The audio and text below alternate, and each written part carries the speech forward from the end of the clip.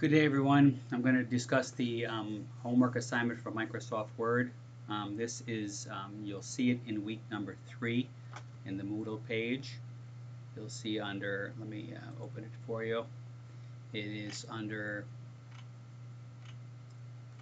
week number 3 right here for the assignment number 1, MS Word, due September the 19th. Okay? When you click on this, you will see that there is an instruction file, and then there is a file that will be altered. Okay, so let me go ahead and open that. I have the instruction file here. So the project contains 2 separate mandatory sections which must be completed for a maximum total points. You must submit original work and individual work. Each section contains its own specific instructions, and support files are included in the folder. So the first part here is what you're going to basically do is open the file that was shown here. Right? And once you open this, okay, you will make the necessary changes to the file. Okay, so while this opens, all right, you click on Enable Editing, and you will see that you have currently, I believe it starts with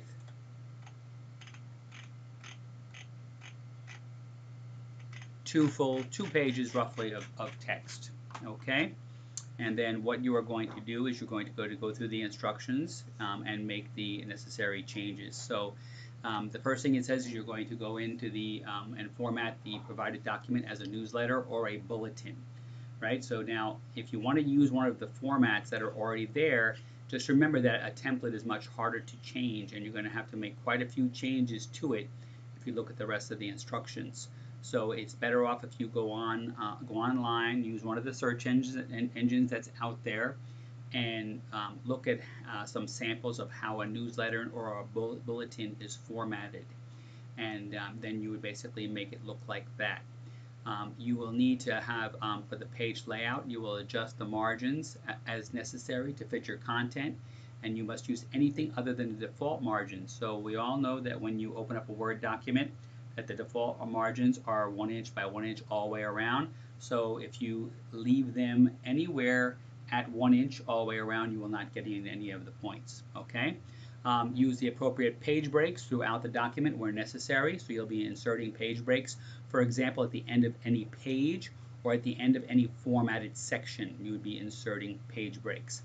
Set only the second page to landscape only. So currently the 2 pages are in portrait, just like this one is.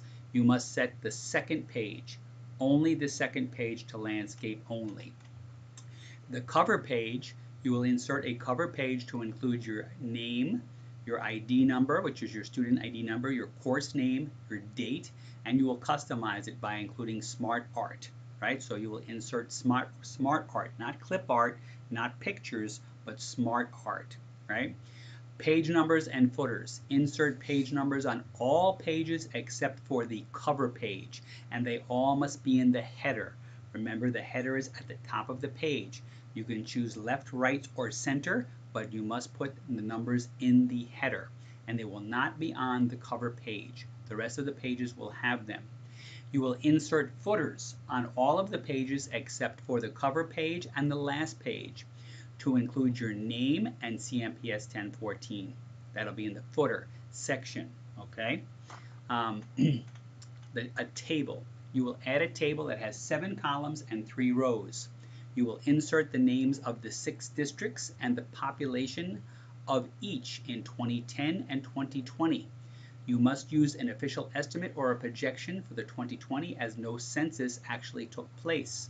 You will add design to make it more attractive. Remember, you will need a reference for this as well. Content, creativity, and presentation.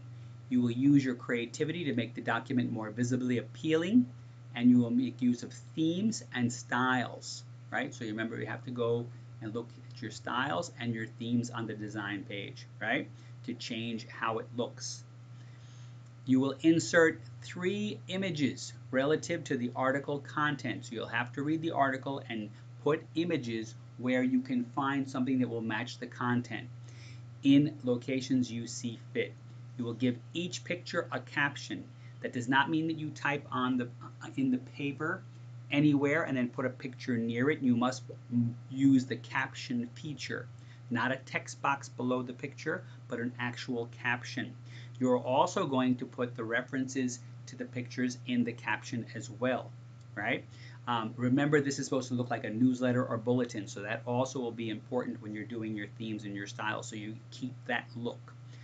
Hyperlinks. You will add hyperlinks to each of the images that you choose to put in. So that way, if someone wants to hold down control and click on your picture, it will take them to the website from which you got the picture. Remember, you do not use Google search as your reference. You actually will have to take the URL from the actual site. So after you search Google or Yahoo or whatever, Bing, whatever you're using, and you get to the picture, make sure you go all the way to the picture and just not to the search results. Okay, so your URL should not have the word Bing or Yahoo or Google in it. Okay, not unless you're doing a picture of those particular sites. The links should not be visible as text. They should only be the pictures that you're going to click on. Then you have your references. Include the references in your pictures you inserted where you obtained the population figures for the table. These would be in APA format and then listed on the last page as a reference page. So as far as the number of pages that you're going to have when you're done, right now you have 2. At the very least, you're going to have a 3rd page because you're going to have a cover page, and you're going to have a 4th page because you're going to have a reference page, which should be its own page, right? But there should be no blank pages anywhere in your document. Nowhere should there just be an empty blank page. You may have an extra page based upon the size font that you use, right? And also based upon the number of columns that you put in place, right? If you may decide you're going to make it look like a news bulletin, many of them have columns, 2 or 3 or 4 columns. That also will make a difference on how many pages that you have. So there's no grade here for having a certain number of pages, right? Basically, you want to adhere to all of the various requests in this document in order to get all of your grades. This is the exact document that's used in your rubric, your marking guide. If you complete a task, you get the points. If you don't complete the task, you don't get the points. Okay? The page layout section you can see here is 10 points. The cover page is 5. The page numbers and footers is 10. The table is 10. The creativity and the presentation is 10. The hyperlinks are 10, and your APA listing of the references and the reference sheet is 20. Okay? So that's the first part of the document that you're going to be submitting. So you will submit this as one separate file. Please make sure it is a Word document. This is not to be done and then converted to PDF. If you convert and submit a PDF file, your grade is a 0. And then if you resubmit it and it's late, some lecturers may not take it because they don't accept late work. I know that from my personal students, you submit something late, you lose 10 points, and I only accept it for 1 week. But each lecturer, you'll have to check with your lecturer on whether or not they accept late work. Okay, so the first file is a Word doc file. It should have an extension of .docx because it's done in Microsoft Word 2016. So that's your first file. That's worth 75 points. The second file, you're going to basically start from scratch. You're going to create a brand new blank invoice template, and it basically says here the name of the company is Trainwright Corporation, and then you're going to basically create one that's similar to the one that's below. Remember, this is an invoice template that will be used every time a customer comes into your business. This template should not have any customer name on it. It shouldn't have any items on it or even a date yet. This is a template, right? This is not a used invoice or a sample invoice. A template means that when you walk into, say, Brody's, They don't walk in and then you give you an invoice from the last customer that came in. They start with a blank one and they fill it in and then they print it and that's what you get, right? So you're basically creating a template. So this should be a template style file, not a .docx file. It should be a template file. You will use your creativity to add some customization. You have to have at least the minimum information there. So that means you have to have the invoice number spot, a customer space. You're going to have an items purchased space. And remember that you're going to have more than just one space because people very often, most likely, especially if you're a business owner, you want them to purchase more than one item. So you're going to have spaces for multiple items to be purchased and multiple prices for those. You're going to have a salesperson spot. You're going to have a department manager spot, a date spot, a department, and I would also suggest that you have spaces for subtotal and taxes, right? If you want to put a logo on the top, that's fine. But you can see here the points are, the information is entered as shown. So at the very minimum, you have everything that's listed above, okay? The next is your professional appearance. Does the file look like something that I would have gotten at a business, right? And this is where it's important that the business name is there, that you have contact information, that you have the business address, the business phone number, the website. These are all things that could be customized, right? Your spelling and grammar is important, that everything is spelled correct. The common word that most people misspell is the word customer. They put costumer. It's not C-O-S-T-U-M-E-R, it's C-U-S-T-O-M-E-R. Your customized creativity. This is where you get, get a little bit fancy with your either a logo or some design or some color, right? Not too gaudy, but make it look neat and professional. And then the last part is 5 points for you to save it as a template, right? So there would be the second file.